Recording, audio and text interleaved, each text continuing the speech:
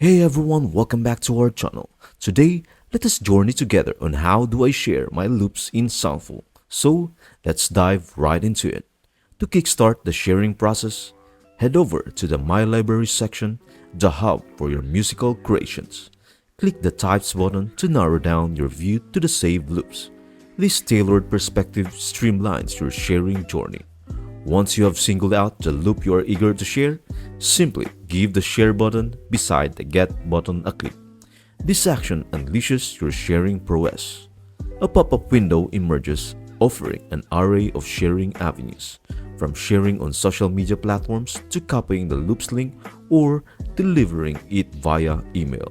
Soundful empowers you with a versatile options.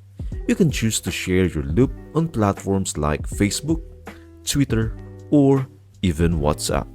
Alternatively, copy the loops link for various sharing scenarios. If you have a specific recipient in mind, simply input their email address for direct delivery.